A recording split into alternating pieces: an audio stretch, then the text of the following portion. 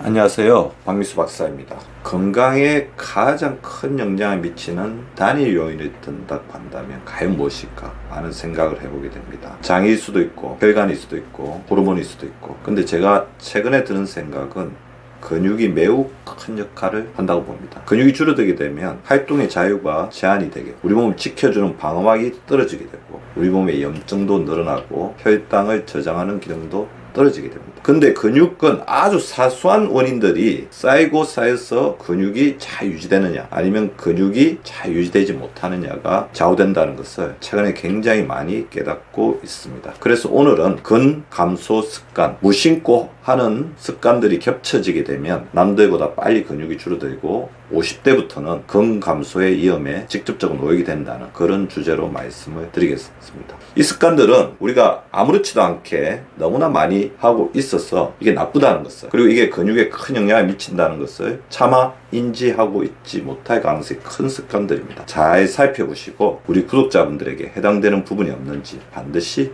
체크해 보시기 바랍니다. 첫 번째, 체중계에 자주 올라가는 행동입니다. 자, 체중계에 올라간다는 것은 살을 빼기 위해서 하는 행동이죠. 다시 이야기하면 잘못된 다이어트가 굉장히 위험하다는 것입니다. 잘못된 다이어트의 가장 대표적인 문제 중에 하나가 체중계 강박증에 있어요. 시도 때도 없이 체중계에 올라가시는 분들이 있는데요. 체중계에 올라간다는 자체가 스트레스가 될 수도 있고, 체중계에 올라가는 시점이 좋지 않으면 근육을 망칠 수도 있다는 것입니다.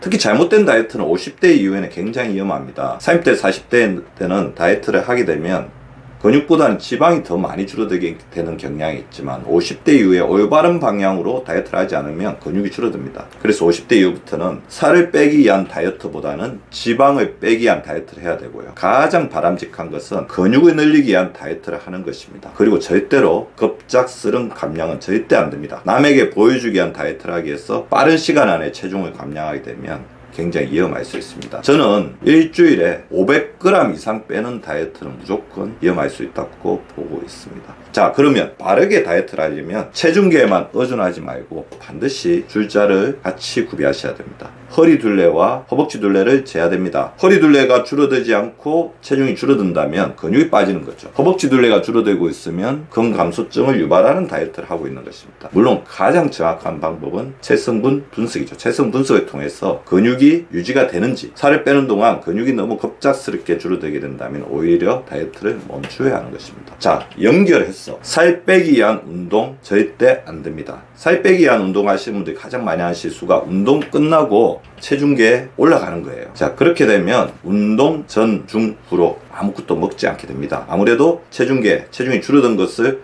보고자 하는 사람의 인지상정이죠. 자, 그래서 운동하는 동안 아무것도 안 먹어요. 그리고 운동 전에도 아무것도 먹지 않습니다. 운동이 끝나고 나서도 잘 먹지 않습니다. 이렇게 되면 우리 몸에서 아미노산의 어떤 저장 풀이라고 하는 아미노산 풀이 비게 되는데요. 아미노산 풀은 매일 우리가 단백질을 먹는 것, 그리고 분해해서 채우게 되는데, 우리가 아무것도 먹지 않고 운동을 하게 되면 이 운동 에너지를 근육을 분해해서 아미노산 풀을 채우게 되니까 오히려 근육이 빠지는 결과가 생기는 것입니다. 따라서 운동 전에도 너무 공복 상태가 되지 않게 가벼운 통곡 비스켓이라든지 바나나 종류, 그리고 운동하는 중간에도 수분 섭취를 원활하게 해주고, 그리고 기억하십시오. 운동을 하고 나면 그 시간이 근육 생성의 골든 타임이고, 그 골든 타임을 부스팅 시켜줄 수 있는 가장 큰 우군이 바로 단백질 섭취입니다. 그리고 구부정한 자세 매우 좋지 않습니다. 이렇게 구부정하게 있게 되면 근육이 위축되고 근육으로 들어오려고 하는 단백질, 즉 아미노산을 튕겨냅니다. 시간 날 때마다 편한 운동을 해주십시오. 근육이 늘어나고 그 틈으로 아미노산이 들어가게 됩니다. 자, 그리고 이건 다 알고 계시지만 잘 실천하지 않는 거죠. 바로 걷지 않는 것. 현대인의 숙명입니다. 탈 것 너무 많이 넘쳐납니다. 우리가 움직이지 않아도 목적지까지 사람을 다 데려다 줍니다. 근육이 위축될 수밖에 없는 게 현대인의 숙명입니다. 하루 7,000보 걷기만으로 우리 몸에서 가장 큰 근육이라고 할 수 있는 허벅지 근육 유지가 됩니다. 자, 스마트폰을 이용하는 게 좋은 방법이죠. 스마트폰은 자, 하루에 몇 보 걸었는지를 측정해주는 디바이스들을 탑재할 수 있습니다. 어플을 다운받아서 사용해 주시기 바랍니다. 목표량을 반드시 채워주십시오. 점심 드시고 그냥 자기 자리로 와서 누워있거나 앉아있는 것보다는 걷는 것 아주 좋습니다. 혈당을 높이지도 않고 인슐린이 도와주면서 근육을 키울 수 있습니다. 목표량에 부족하다고 한다면 한 정거장 먼저 내려서 걸으시고 가까운 거리는 무조건 걸어주시기 바랍니다. 저 같으면 집과 병원, 출퇴근을 걷기로 하고 있습니다. 비타민C를 적게 먹는 것도 위험할 수 있어요. 비타민C가 풍부한 야채와 과일을 드셔야 합니다. 나이가 들수록 위산이 줄어드는데요. 그렇게 되면 단백질을 분해해서 흡수하는 단백질 소화, 흡수율이 떨어지게 됩니다. 이때 비타민C가 도움을 줄 수 있습니다. 비타민C는 위산에 가장 안전하고도 부드러운 촉진제입니다. 물론 사람에 따라서는 비타민C를 드시게 되면 속이 너무 쓰릴 수가 있으니까 그때는 용량을 잘 조절해서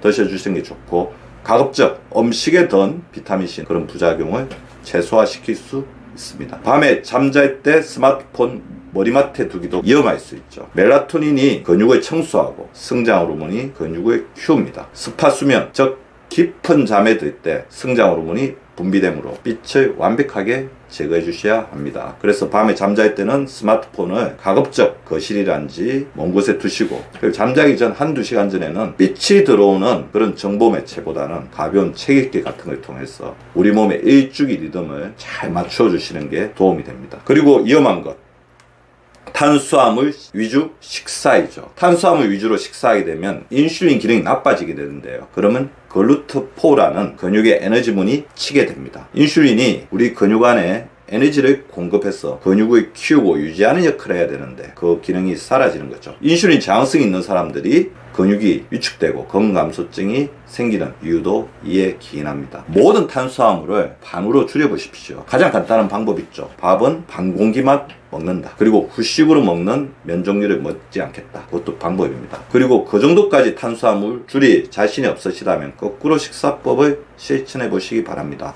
밥 한 번, 반찬 한 번. 밥 한 번, 반찬 한 번이 아니라 채소 한 번, 비채소 한 번, 밥 한 번. 채소 한 번, 비채소 한 번, 밥 한 번. 이렇게 식사를 해보시기 바랍니다. 그리고 변비가 또 문제가 되겠죠. 변비가 있다는 것은 마이크로바이옴의 기능이 나쁘다는 것입니다. 마이크로바이옴이 식이섬유를 이용해서 만드는 포스트바이오틱스인 단세지방산이 근육의 문을 여는 역할을 하게 되는데 그 역할을 못하고 있을 가능성이 있습니다. 단백질 아무리 먹고 비타민을 아무리 드셔도 근육이 잘 생기지 않는 분들은 마이크로바이옴의 기능이 떨어져 있을 수 있고, 마이크로바이옴의 기능이 떨어졌을 때 나타나는 대표적인 증상 중에 하나가 변비입니다. 자, 이럴 때는 채소 그리고 수분 섭취를 더 많이 해주시는 게 필요합니다. 충분한 채소 섭취를 해서 변비를 깨끗하게 치료해 주시기 바랍니다. 물론 가장 나쁜 것은 비만인 상태를 유지하는 것입니다. 지방이 근육을 녹이기 때문입니다. 같은 공간을 두고 지방과 근육은 항상 경쟁한다는 사실을 잊지 마시기 바랍니다. 오늘은 무심코 하는 습관들 중에서 근감소를 일으키는 그런 습관들에 대해서 알아보았습니다. 이런 습관들의 빈도와 확률을 줄일수록 이런 노력이 쌓이고 쌓여서